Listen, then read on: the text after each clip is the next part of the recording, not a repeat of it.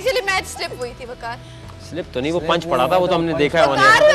पंच पड़ा है यार वो तो। अच्छा वो पंच ऐसा पड़ा था कि जो हमारा सेंसर बोर्ड है उसने उसे रोक दिया कि इसको आप इस तरह लगाएं कि लगे नहीं कि जोर से लगा हुआ है, वो तो पंच पड़ा हुआ है।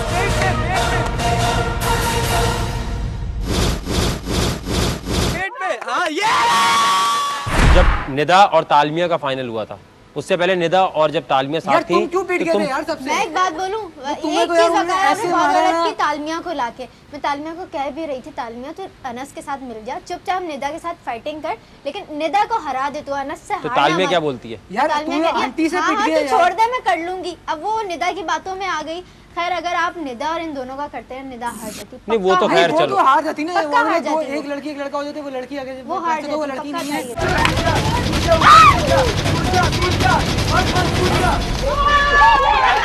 तीन बार गिर गए, खत्म।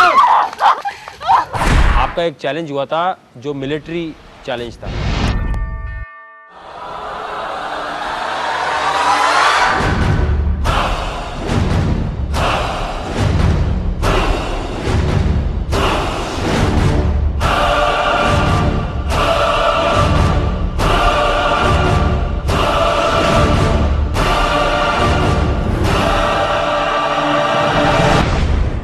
पर कुछ चीजें ऐसी भी हुई थी जो देखने के बाद आप लोग हिल गए थे।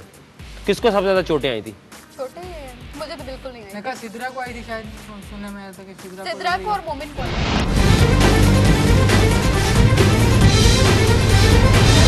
मुंह के फायर जब हुआ था तो मुंह के फायर में कहां से सबसे ज्यादा जो है अनस ने बड़ी पर्सनल और बड़ी ही ऐसी बातें की थी जिसको सुन के सब हैरान हो गए थे कि तालमिया। हाँ तो और किसके खिलाफ करना पड़ा, क्या करता, कुछ ना कुछ तो बोलना था। मैंने कहानियां तो तालमिया ने बाद में जाते हुए कुछ बोला तो नहीं था?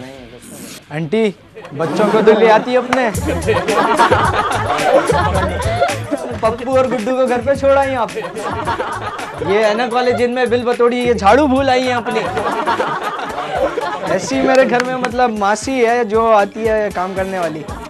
एक बात है, इस लिविंग ऑन द एज के बाद जो है लोगों का इंटरेस्ट लेवल इतना बढ़ गया शो में, हर बात को डिस्कस करने पे, कि जो फेसबुक ग्रुप है लिविंग ऑन द एज का, वो किसी भी पाकिस्तानी टेलीविजन शो का सबसे बड़ा फेसबुक ग्रुप है और इससे ज़्यादा इंटरेक्टिव और इससे बड़ा फेसबुक ग्रुप कोई और नहीं है। तो जितने लोग भी टाइम निकालते हैं क्रिटिसाइज़ करने के लिए भी या जो भी करने के लिए, भाई बहुत शुक्रिया आपका, आप इतना टाइम निकाल के आते हैं। आप चाहे क्रिटिसाइज़ करें या आप तारीफ़ करें, मैं तो आपकी हर चीज़ एक्सेप्ट करता हूँ, क्योंकि इतना टाइम अगर आज के दौर में आप निकालते हैं किसी भी टीवी शो के लिए तो बहुत बड़ी बात है। लेकिन वहाँ पर कुछ चीज़ें ऐसी भी बाज़ दफ़ा लिख दी जाती हैं, कुछ लोग जो हैं वो बेसिकली, तुम लोगों को पता होगा कि जब भी कोई शूट होती है, एक चीज़ तो तुम लोग अच्छी तरह जानते हो कि वहाँ पर कुछ लोगों ने ऐसी वीडियो क्लिप्स अपलोड कर दी कि जब भी मैं, तुम लोगों ने देखा होगा ऑडिशन में भी जहाँ खड़ा होता हूँ या जहाँ भी होता हूँ, लोग मोबाइल से वीडियो क्लिप बना रहे होते हैं। होता है ऐसा? तो अगर चाहूँ रोकना तो मैं रुकवा सकता हूँ, लेकिन कुछ ऐसी वीडियो क्लिप्स हैं जो अपलोड वहाँ पर लोगों ने की और कहा जी ये तो स्क्रिप्टेड शो होता है। मैं हर एक को ये बताना चाहूँगा कि जब भी शो शुरू होता है, जैसे यहाँ पर भी बैठने से पहले मैंने तुम लोगों को यही बताया कि मकसद क्या है इसका, ये रिव्यू है आपस में, आप ब्रीफ करते हैं शो के बारे में, तो मैं शो के बारे में ब्रीफ कर रहा होता हूँ। और अब तो आसान हो गया, लेकिन जब नया नया शो शुरू हुआ था तब मुझे बताना पड़ता था कि देखें जी ये शो हम इस तरह का कर रहे हैं, और बाज़ लोग कहते हैं जी कि आप उस शो को कॉपी कर रहे हैं, इस शो को कॉपी कर रहे हैं, लेकिन कुछ इंटरनेशनल स्टैंडर्ड्स होते हैं, आप कॉपीराइट ले के कुछ चीज़ें बनाते हैं, तो वो एक अलग इशूज़ है। लेकिन कुछ चीज़ें जो लोगों को समझनी चाहिए वो ये है कि कहीं पर ब्रीफिंग देने में और स्क्रिप्टेड करने में बहुत बड़ा फ़र्क होता है। स्क्रिप्ट ये होता है कि अब मैं इसको बोलूँ भाई मैं तुम्हें आके थप्पड़ मारूंगा, सारी जिंदगी के लिए पैसे तो नहीं दूंगा ना तुझे भाई मैं, सवाल ही नहीं पैदा कि वहां पर आके मारूं। ये जरूर होता है कि लिविंग ऑन द एज में जब लोग आ जाते हैं तो उनसे दोस्ती हो जाती है, जैसे तुम लोगों से मेरी हो गई है, और जब तक कोई इतना क्लोज नहीं होता तो मैं किसी से इतना फ्रीली बात नहीं करता। लेकिन लोग ये समझते हैं कि जी इसको भी पैसे मिले हुए हैं,